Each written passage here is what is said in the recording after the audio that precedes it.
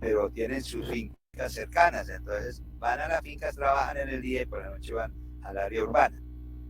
Hay municipios que son básicamente de servicios, como el municipio nuestro de Neiva. Aquí no hay industria, aquí el sector agropecuario está más bien lejos. Entonces, lo que más hay aquí son servicios de transporte, servicios de comedor o restaurantes, servicios de comidas, servicios, a ver, ¿qué es lo que más tenemos nosotros? Por ejemplo, hay ventas de teléfonos por cantidades, eso es servicios. Bueno, en fin, entonces hay que caracterizarlo, ¿no? Caracterizar el municipio en la parte económica. De resto, es hacer todas esas otras unidades que tiene nuestra Jenny y concentrarnos, es decir, lo más importante. No estoy diciendo que lo demás no es importante, pero todo lo demás, trátelo no tan extenso, no es copiar y pegar, no, es hacer resúmenes con ustedes, sus mismas palabras, por ejemplo, de la historia, ¿no? Que no se alarguen, de la geografía, no se alarguen, todo ese aspecto. Pero donde sí hay que profundizar es en la parte financiera. Entonces vamos a coger 2 años, 17 y 18, cojamos ese ya, porque 19 de pronto algunos datos de algunos municipios no tienen todavía completa la información. Vamos 17 y 18 y hacemos un análisis vertical y un análisis horizontal. El análisis vertical consiste en tomar los ingresos desde el principio hasta el final de cada año. Entonces, ahí es donde tenemos que tener claro que existen ingresos y gastos. Es decir, usted me dice, pero estamos hablando de ingresos, se pasó a gastos. Sí, es que hay que mirar el presupuesto integralmente, por los aspectos de ingresos y por los aspectos de gastos. Todo nos interesa. Todo el análisis que vamos a hacer nos interesa, tanto ingresos como gastos. Entonces hay que entenderlos. Ahí yo les envié con Jenny unos cuadros que muestran los ingresos que tiene el Estado colombiano, tanto a nivel nacional como departamental y municipal. Y tienen una clasificación general que son ingresos corrientes e ingresos de capital. Los ingresos corrientes se dividen en ingresos tributarios y no tributarios. Los ingresos de capital son los que tienen lo que hablamos ahora, los recursos del balance, los recursos del crédito, es decir, la plata que le prestan al municipio, en este caso municipio, porque nación y departamento también la estructura es lo mismo. Lo que no es lo mismo son los rubros mínimos, digamos, cada uno de los rubros de ingresos y de gastos. Por ejemplo, el impuesto de renta es un ingreso corriente tributario directo de la nación, pero el impuesto de industria y comercio es un ingreso corriente tributario indirecto del municipio. A ver, ¿me están escuchando? Sí, señor. Bueno. Sí, señor. Sí, profe. ¿Escuchando bien? Bien, es que estoy un poco ya mal de la garganta porque me ha tocado gritar por la raíz de que no. No, ¿se escucha bien? Bueno, entonces para decirle, me mermo un poquito porque es que realmente me estoy poniendo mal de la garganta de gritar. Que me han dicho que no se escuchaba. Yo no sé si ahora ya, por ejemplo, ahí me están escuchando bien. Sí, profe. Sí, señor. Bueno, listo. Entonces voy a mermarle porque ya me está doliendo la garganta. O sea que no me pasa presencialmente. Bueno, entonces hay que entender bien los ingresos y los gastos. En el cuadro de qué le hablé, que también Jenny ya les envió, ¿cierto, Jenny? Lo envié esta mañana, creo. Ayer, para repartirlo. Ahí los ingresos se dividen en ingresos corrientes e ingresos de capital. Son las dos grandes divisiones. En los ingresos corrientes están los tributarios y los no tributarios. En los tributarios están los directos tributarios y los indirectos tributarios. Entonces yo lo explico ahí, lo señalo cada uno de los ingresos y de los gastos. Lo señalo y tal vez hago énfasis más en los ingresos que en el gasto. Lo miro, sí, pero de todas maneras yo voy a hacer una explicación para que lo entiendan en ese cuadro y les sirva de guía. En los ingresos tributarios pues van solo los impuestos. los impuestos de la nación, los impuestos del departamento, los impuestos del municipio. Y en los ingresos de capital sí van clasificados de acuerdo al concepto. Quiero decir lo siguiente, por ejemplo, el recurso del crédito, que es producto de los superávit, pueden haber sido llegados, ustedes lo pueden encontrar en el presupuesto cuando vayan a hacer el trabajo,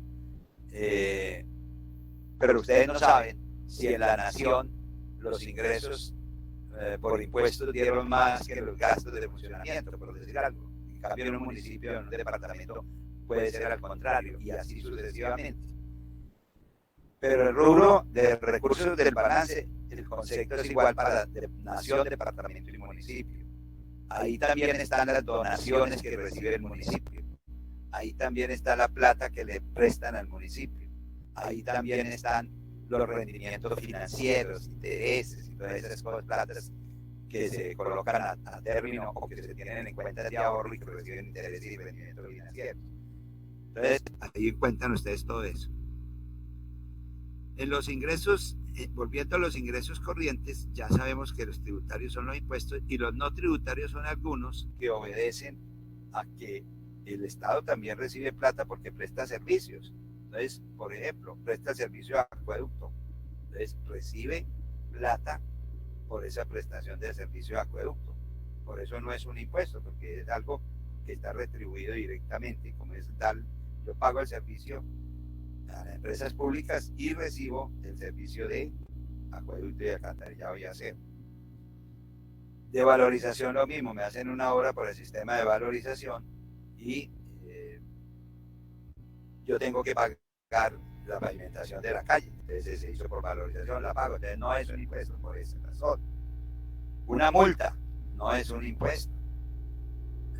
Un peaje no es un impuesto, porque pago para pasar por la carretera. Entonces es la característica más o menos de los ingresos no tributarios.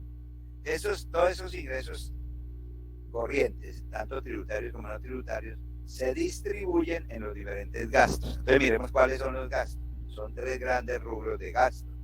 Uno, funcionamiento, lo que tiene que ver con el pago de los servicios al personal que trabaja para el municipio, en este caso el municipio. Si es la nación, por los funcionarios de la nación. Si es para los departamentos, los funcionarios del departamento. Entonces aquí, como solamente nos vamos a ir al municipio, entonces vamos a mirar los gastos de funcionamiento de los empleados del municipio. Tanto los de planta como los transitorios, que son como los supernumerarios o los contratistas.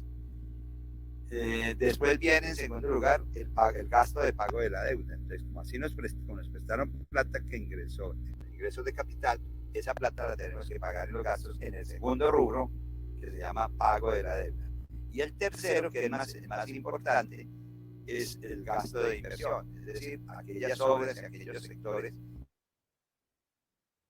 mejorar la calidad de vida, como la educación, la salud, la vivienda, el saneamiento básico que comprende acueductos y alcantarillados y aseo, el saneamiento ambiental, la cultura, los deportes, la recreación, todos esos son gastos de inversión que sirven para mantener bien, en el mejor nivel, a todos nosotros los ciudadanos. Entonces, el trabajo en la parte financiera, que como le digo es el meollo del problema, sin descuidar los otros temas. Otros temas que ya vimos ahorita atrás.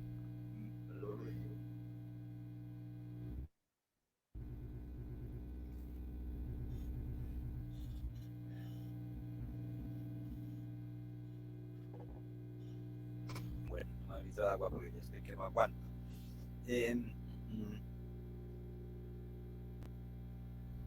A ver, me perdí el hilo. Bueno, ya. Entonces estamos hablando de los gastos. Lo más importante es el gasto de inversión, porque es de allí donde depende si a nosotros nos dan un mejor nivel de vida o no. Por eso los problemas relacionados con la situación, por ejemplo, que se está viviendo, es un problema de la escasez del gasto de inversión en salud e inclusive en educación. ¿Por qué?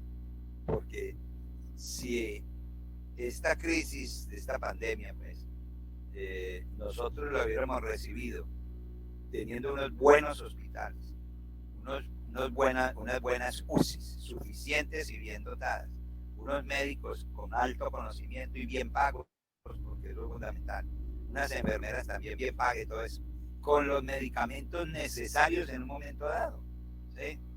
Porque eso consiste en el manejo del Estado, una buena planeación, estar pendientes, es decir, prever situaciones, tener los contactos necesarios en un momento para que si tuvieron que importar una cantidad de camas, de respiradores y de medicamentos, el Estado lo puede hacer en cuestión de días o semanas, y no como lo que está pasando, que pidiendo a otros países. Pero bueno, digo que existió. Hola, Alexander, estoy en clase y como me toca a esta hora, lo llamo por ahí en una horita. ¿Listo? ¿Sí? Bueno, listo, ahora lo llamo. Bueno, entonces, fíjese las consecuencias del mal manejo de la administración pública, del mal manejo de los recursos económicos, de la mala planeación de la inversión. Pues lo que nosotros debemos tener claro es que la inversión es el gasto que se hace para darnos el mejor nivel de vida. Lógicamente, hay unas personas que pueden pagar sus médicos, sus pólizas de salud aparte de la seguridad social normal, que pueden poner sus hijos en los mejores colegios, en las mejores universidades, pero hay otras que no. Entonces, ese es el papel del Estado. Que el Estado le diga a las personas que no tienen la capacidad para pagar una póliza de salud especial o para pagar una matrícula en una universidad que él quiere, que el hijo quiere allí, lo que sea, que entonces la universidad le diga, no, venga, aquí tiene la universidad, aquí lo metemos en la universidad, aquí hay los cupos suficientes, los salones, los equipos, etcétera, los profesores, para que haya una buena educación. Eso es lo ideal, pero eso es lo que no tenemos en nuestro país. Eso es lo que nosotros debemos, por ejemplo, en un caso como este, analizar. Bueno, ¿qué es lo que pasa en este país? Y lo que pasa en este país son dos cosas. Una, y diría yo dos cosas, no puede ser más.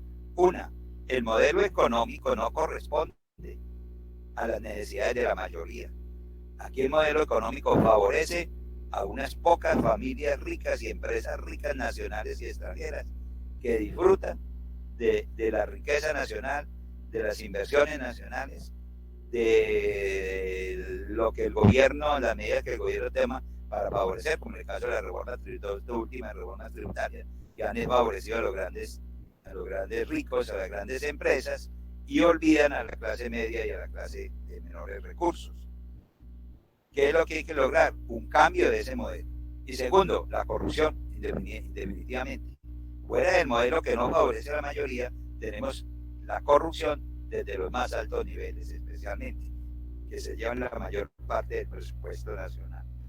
Y una buena parte de contratistas de tipos medios y también algunos de alto nivel, pero mucho de contratistas medios que se quedan con una buena parte de los recursos del Estado a través de la corrupción. Entonces, eso que entendamos me parece suficiente. Entonces, se hace un análisis vertical. Entonces, se toma, por ejemplo, el impuesto, se mira todo, se clasifican, por ejemplo, los ingresos tributarios entre tres, más o menos importantes, y el resto se suman como otros ingresos, otros impuestos o ingresos tributarios.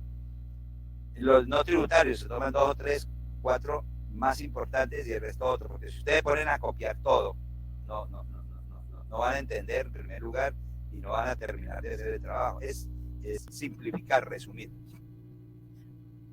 Lo mismo los gastos. ¿Cuáles son los gastos más importantes?